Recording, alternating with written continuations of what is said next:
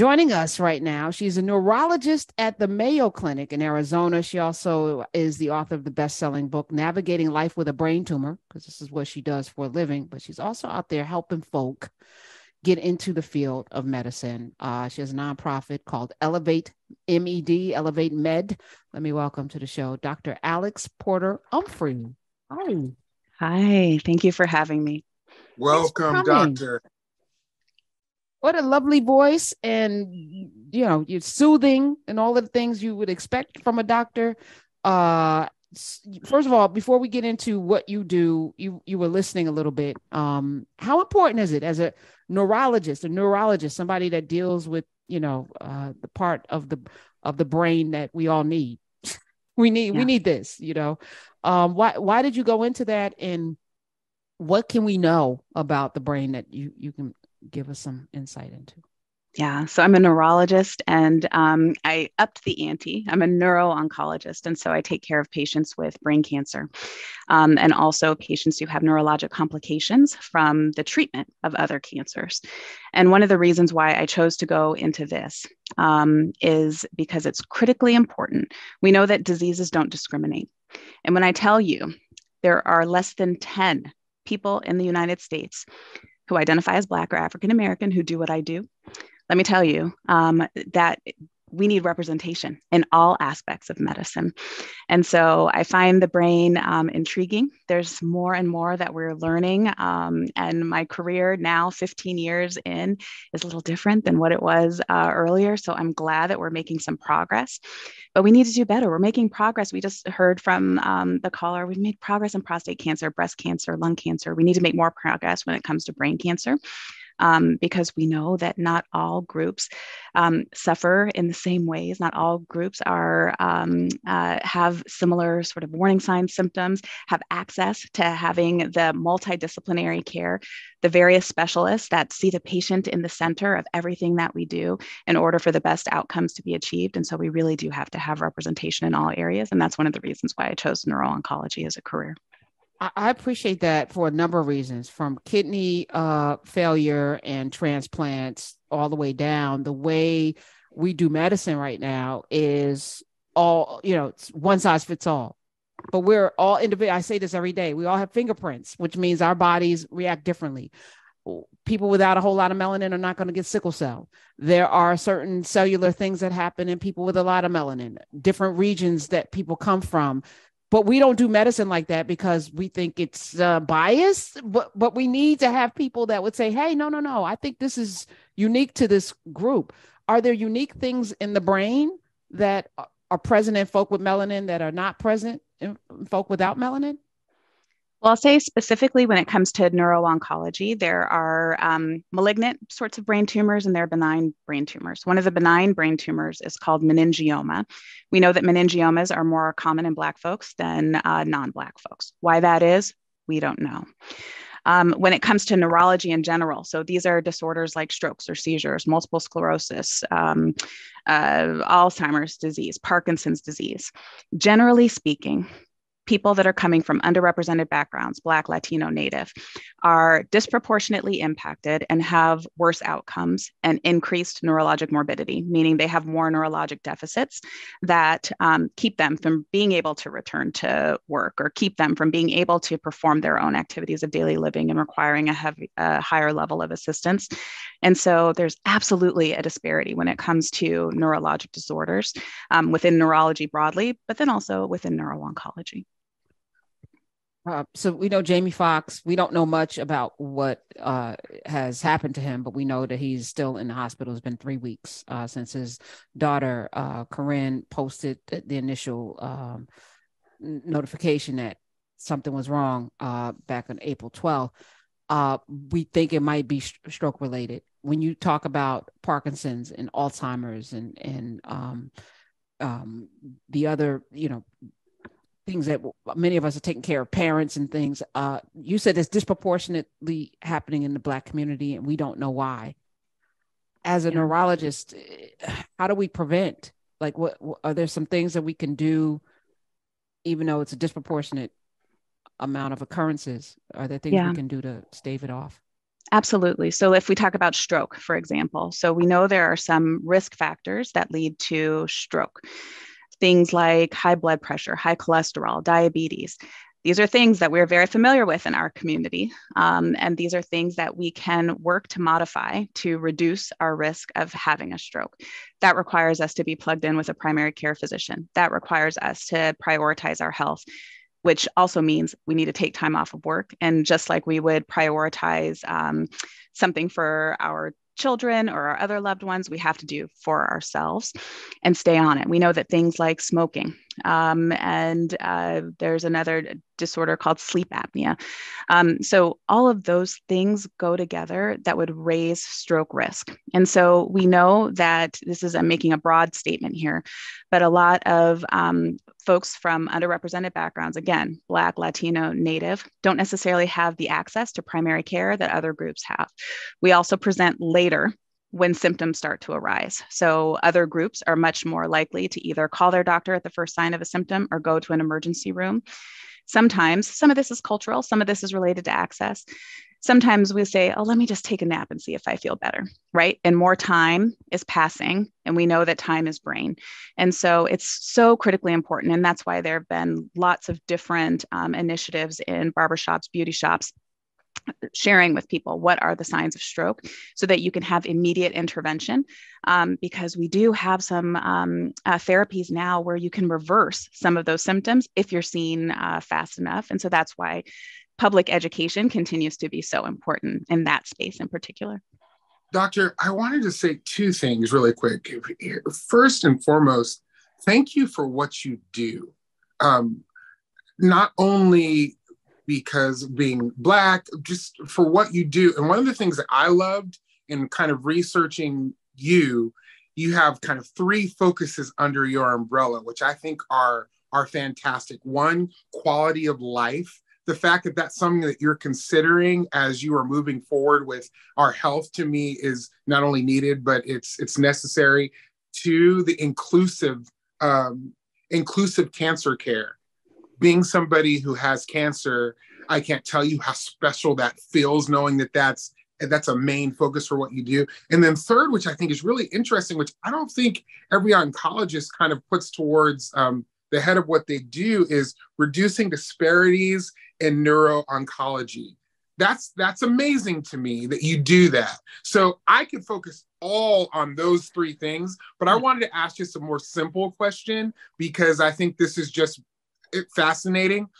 How old were you? Like, where were you in your life where you went, you know what, here I am, a young woman walking through the world, and I want to focus on cancer of the brain? What was your testimony story into stepping into that? Yeah, it's a story long in the making. So the first, I'll tell you, my first inkling that I wanted to even go into medicine occurred with Thursday night TV. When I was a young child growing up in Scottsdale, Arizona, I looked forward to Thursday night TV because I finally thought, before Grey's Anatomy was the Cosby Show and was a different world. And that was my first view that a Black person could be a doctor. That was the first time because he looks that young. That. So he's saying that you look so young, Dr. Porter. For real? Oh, yeah. Okay. So, Dr. Huxtable. Well, so that was the first time I had ever even seen a Black person and considered, this might be something that I'm interested in. And then, so that's, early 80s, right? And then some years later, Ben Carson came to international attention. He does other things now, but at that time had earned international acclaim for having separated twins that were conjoined at the brain. And he wrote a book called The Gifted Hands. And in the pages of that book, my dad brought that home and said, I think you should read this.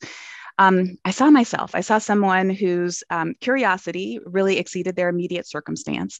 That was the first introduction I had to the brain, and seeing a Black person who was interested in the brain started to pique my curiosity about maybe this is what it is within medicine that where I could really see myself going. And then So I went to Spelman College.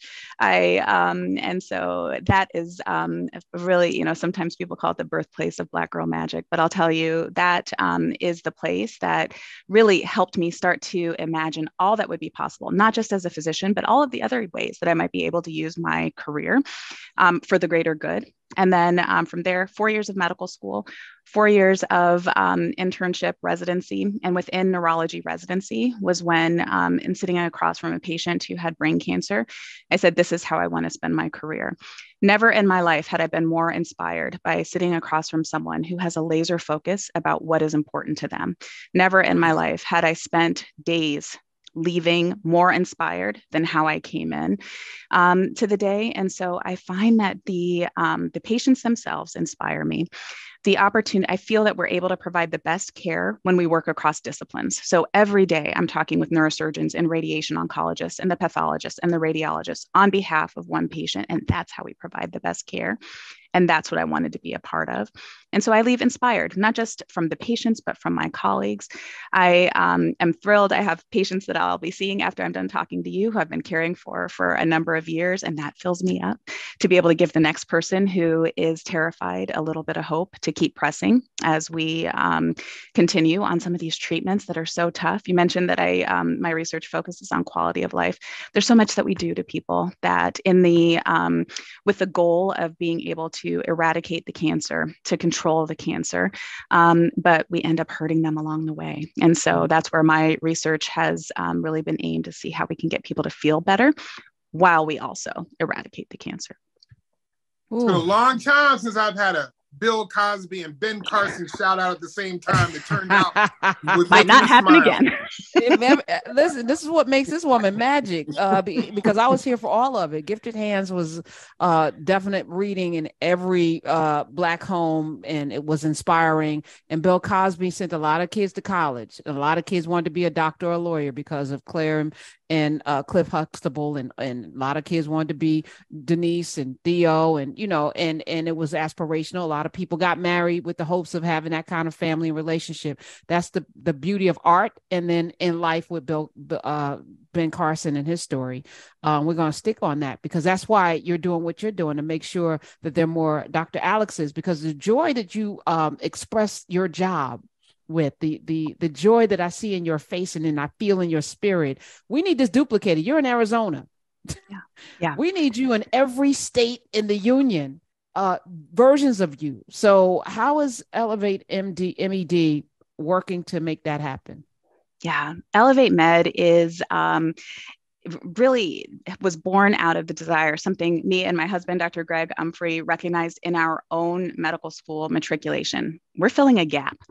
And so one of the things that's critically important that I'll start with is that we know, and there was just an article published within the last month through JAMA, Journal of American Medical Association Open Network, that proves when Black folks are cared for by Black doctors, we do better. And so some of that has to do with more rapid establishment of trust. And in a rapid establishment of belonging, when we trust and we feel like we belong in a space, we're much more likely to adhere to the treatments that are recommended for us. And if we adhere to the treatments and we feel like we have that trusting relationship and can be honest with side effects that we're experiencing, what's going right, what's not going right, and we're able to pivot, ultimately that's going to lead to better outcomes.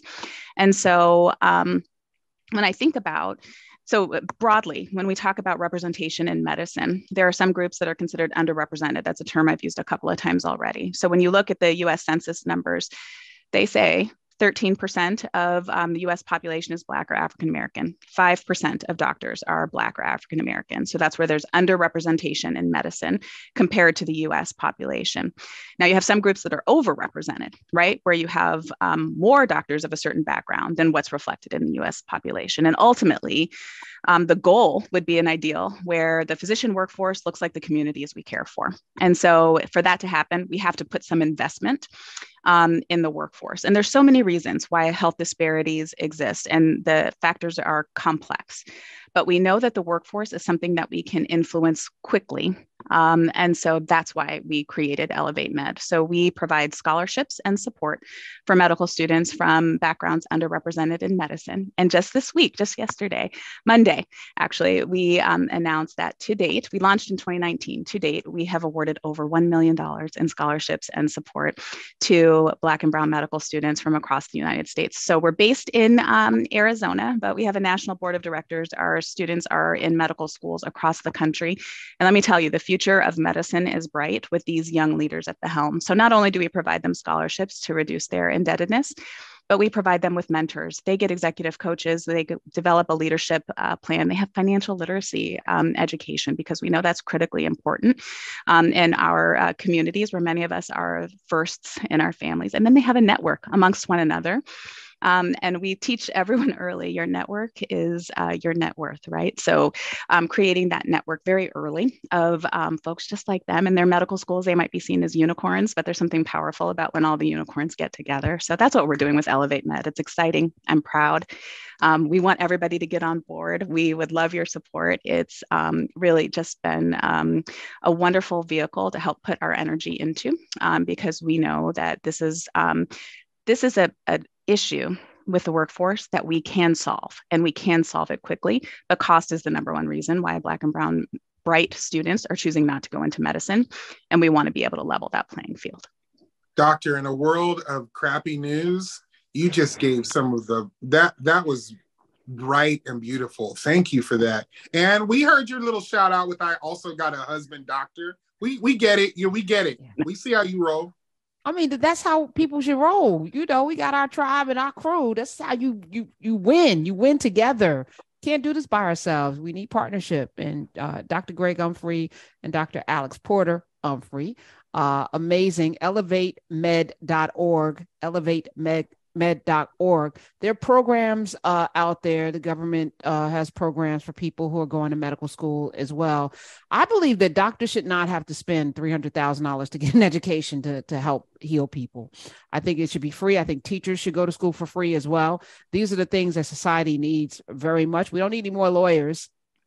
Maybe we transfer all of that to the law school. Let them fund doctors. And I mean, if we're going to spend money on anything, less money on military, more on maybe subsidizing folk who are going to medical school.